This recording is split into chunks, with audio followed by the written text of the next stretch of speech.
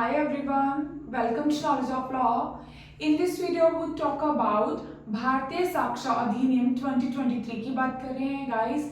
Last video में हमने आपके साथ बात की थी इंट्रोडक्शन की, थोड़ी सी हिस्ट्री की, और इससे बाद हमने बात की थी कि कैसे सेक्शन को याद करते हैं 1 to 70।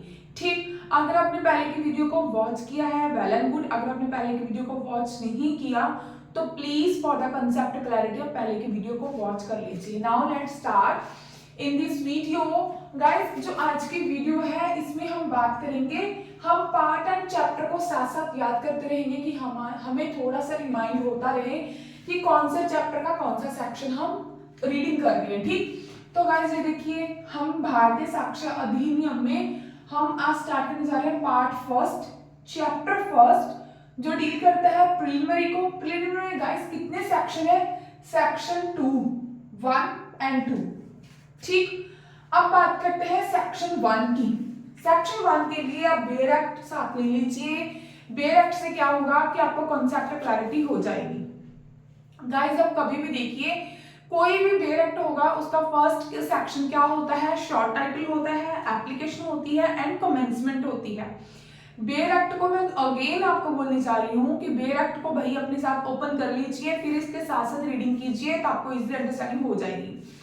सेक्शन 1 सब सेक्शन क्या बोल रहा है कि इस एक्ट की शॉर्ट टाइटल क्या है? दिस एक्ट में बी कॉल्ड द भारतीय साक्ष्य अधिनियम 2023।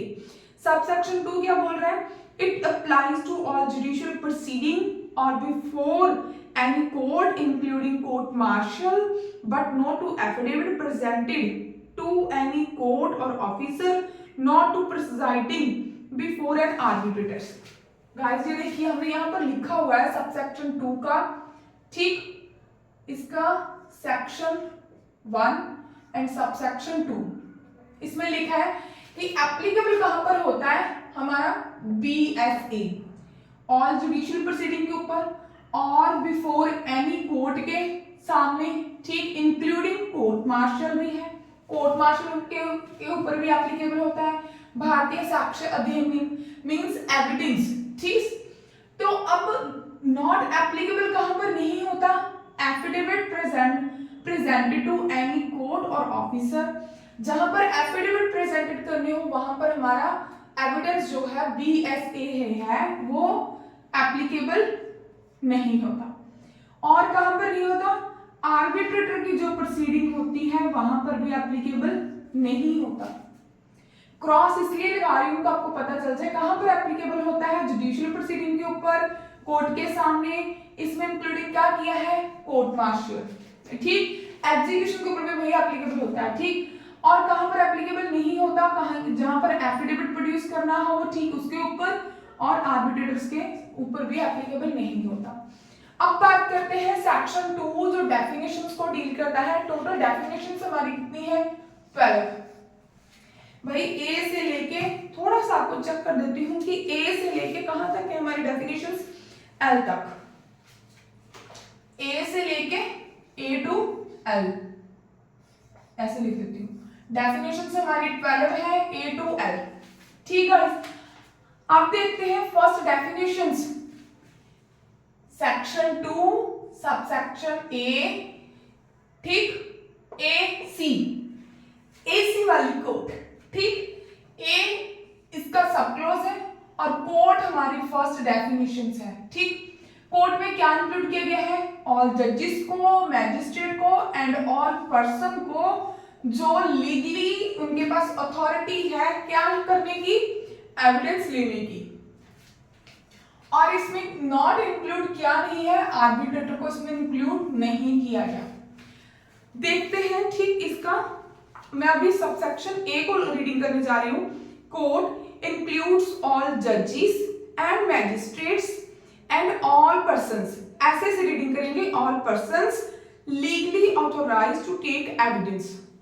जो भी हमारे जजेस हैं, ऑल जजेस हो गए, मैजिस्ट्रेट्स हो गए एंड ऑल पर्सन्स जो क्या है? लीगली ऑथोराइज्ड हैं एविडेंस लेने के लिए।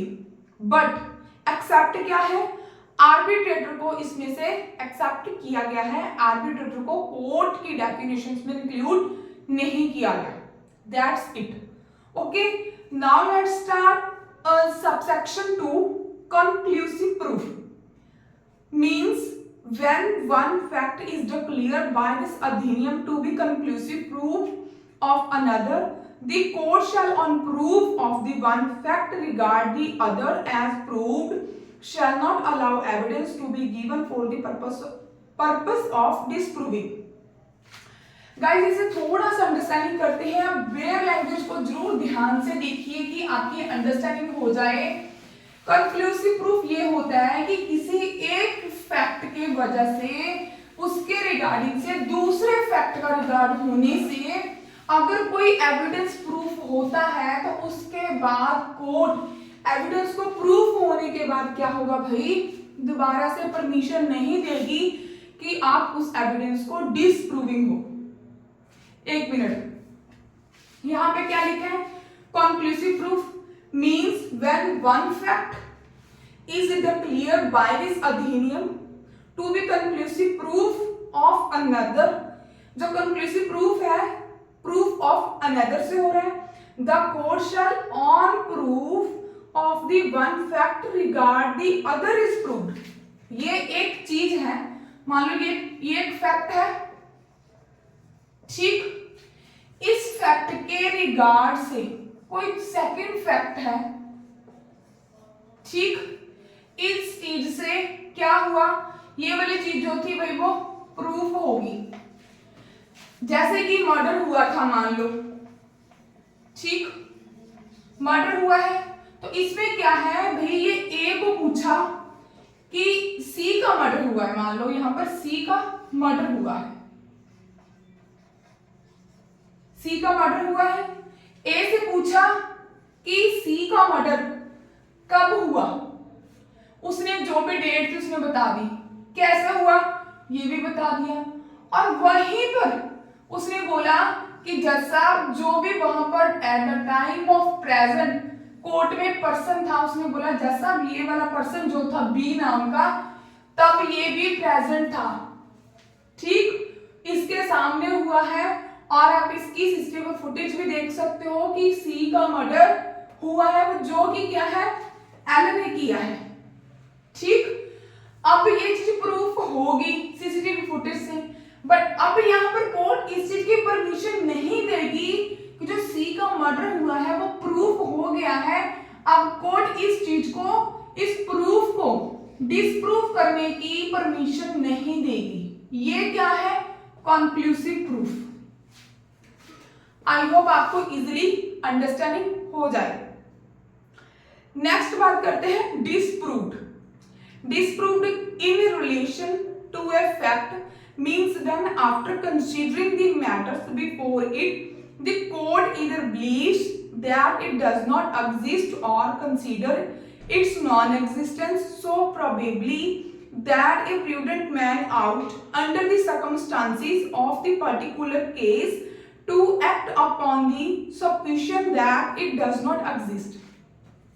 इसे भी ध्यान से देखना है। मिनट, डिसप्रूव्ड क्या है, in relation to a fact. Disproved क्या है, किसी भी फैक्ट का जो रिलेशन है, मींस व्हेन, कब, after considering the matter before it, जब कोई फैक्ट था उसका रिलेशन किसी भी मैटर के साथ है, उस मैटर के साथ है, उस चीज के ऊपर कोर्ट के बीच, कोर्ट के सामने कंसीडरेशन हुई है, कोई बातचीत हुई है कोर्ट के सामने उस टॉपिक के ऊपर, ठीक। The court either beliefs it does not exist. Court दो चीजें करेगी, या तो वो एग्जिस्ट नहीं करता या फिर और कंसीडर इट्स नॉन एग्जिस्टेंस, कि क्या है भाई, उसकी एग्जिस्टेंस नहीं है। यहाँ पर क्या है, that prudent man out under the circumstances of the particular, जो चीज कोर्ट मानेगी भाई ये तो इट इज नॉट, ये एग्जिस्ट नहीं है, या फिर इसकी नॉन एग्जिस्टेंस ही नहीं है, कोर्ट इस चीज को क्या मानेगी भाई, डिसप्रूव मानेगी। एग्जाम्पल के साथ बता देती हूं कि कोर्ट में कोई फैक्ट है, उस फैक्ट के ऊपर कोर्ट के सामने कंसीडरेशन हुई है, कुछ थोड़ी बहुत बहस हुई है, ठीक, उस पॉइंट के ऊपर, तो कोर्ट दो चीजें मानती है, या तो फिर वो वाली चीज है ही नहीं, एग्जिस्ट नहीं करती, या फिर क्या है उसकी नॉन एग्जिस्टेंस नहीं है, या फिर उसकी नॉन एग्जिस्टेंस है। मीन्स अगर दोनों में से अगर उस चीज को दोबारा से कोई पर्सन चाहता है कि हाँ एग्जिस्ट है, कोर्ट इसे क्या मानती है, इट डज नॉट एग्जिस्ट, ना तो वो वहां पर प्रेजेंट है, एग्जिस्टेंस में नहीं है। मान लो किसी से बोला सिविल सूट है, ठीक, उससे बोला कि हाँ भाई अगर इन ए और बी में कोई भी सिविल सूट चल रहा है, ठीक, और इसमें क्या किया, उन्हें बोला कि हाँ भाई ए क्या है प्लेंटिफ, ठीक, बी क्या है डिफेंडेड। अभी ए ने सूट उसके ऊपर फाइल किया था बी के ऊपर, सूट फॉर डिक्लेरेशन। अभी बी को क्या हुआ गाइस, उन्होंने जो भी पीडब्ल्यू के ऊपर गया, उसकी गवाही चल रही थी, उन्होंने पूछा कि भैया आपने सूट फॉर डिक्लेरेशन डाला है, क्या आप इस प्रॉपर्टी के रिगार्डिंग कोई डॉक्यूमेंट आपके पास है? तो गाइस प्लेंटिफ ने इसका कोई आंसर नहीं दिया। इसका मीनिंग क्या है, प्रॉपर्टी की ओनरशिप तो होनी चाहिए ना, किसके नाम के ऊपर है। डिक्लेयर तो तब भी होगा ना सूट फॉर डिक्लेरेशन, कि आपको डिक्लेयर तो तब किया जाएगा जब उसका कोई ना कोई डॉक्यूमेंट होगा, ना तो वो तब लेके आया, एग्जिस्ट भी नहीं कर रहा था, ठीक, तब उससे पूछा कि ये वाला डॉक्यूमेंट आपके पास है या नहीं है, तो गाइस इस पर उसने कोई रिप्लाई नहीं दिया, दैट मीन्स उसके पास नहीं होगा। यही हुआ कि तब उसके पास प्रेजेंट में भी नहीं था, नॉन एग्जिस्टेंस मीन्स उसके पास उसकी गैर मौजूदगी है, वो डॉक्यूमेंट उसके पास नहीं है। तो कोर्ट क्या मानेगी इस चीज को, डिसप्रूव मानेगी कि वो चीज वो प्रूव ही नहीं कर पाया। गाइस आपको अंडरस्टैंडिंग हुई? अगर कोई भी डाउट हो तो please let do comment in the comment box. तो गाइस आज मैं आपको 3 डेफिनेशन ही करवा रही हूँ धीरे धीरे। हमने गाइस हमने 3 डेफिनेशन की हैं, क्योंकि मार्कर भाई अब चल नहीं रहा। तो अगर आपको वीडियो अच्छी लगे इसे लाइक कीजिए, शेयर कीजिए, चैनल को सब्सक्राइब कीजिए। गाइस आपको धीरे धीरे इसलिए करा रही हूँ कि आपको दोबारा से आपको कंफ्यूजन ना हो, आप एक बार देख लीजिए, आपको कोई डाउट है तो please let do comment in the comment box. Thanks for watching.